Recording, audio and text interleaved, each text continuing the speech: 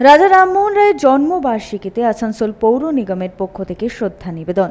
এদিন রাজা রামমোহন রায়ের 253তম জন্মবার্ষিকীতে আসানসোল পৌর নিগমের পক্ষ থেকে শ্রদ্ধার্ঘ্য দেওয়া হয়। উপস্থিত ছিলেন আসানসোল পৌর নিগমের চেয়ারম্যান অমরনাথ চ্যাটার্জি সহ পৌর নিগমের ঊর্ধ্বতন কর্তৃপক্ষরা। এদিন রাজা রামমোহন রায়ের আবক্ষ মূর্তিতে মাল্যদান করে শ্রদ্ধা নিবেদন করা হয়। কর্পোরেশন আসানসোলবাসীকে জানায় যে এই সমস্ত মনীষীদের জন্মদিন, মৃত্যুদিন এবং তাদের বরণীয় কাজ সেগুলো স্মরণ করিয়ে দেয়। রাজা রামমোহন রায় 1772 সালে জন্মগ্রহণের পর তার যে জীবনটা ছিল সেই জীবনটা সম্পূর্ণ ইতিহাস।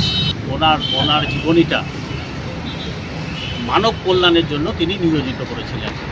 একটা কথা সবসময় মনে রাখতে হবে যে জন্মদিন পালন করার উদ্দেশ্যে আমরা চাই যে রাজা রামমোহন রায়ের জীবনী এখনও ভারতবর্ষের বিভিন্ন প্রান্তে মানুষ জানুক এবং তাকে শ্রদ্ধার মধ্যেখানে স্মরণ করুক। তাহলেই কিন্তু নতুন সমাজ ব্যবস্থা এবং মানুষের মনে সাহসিকতা ভাব জেগে উঠবে। সঞ্জয় যাদব, 99 নিউজ বাংলা, আসানসোল।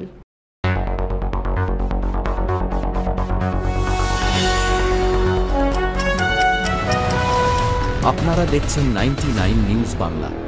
বদলাবো আমরা।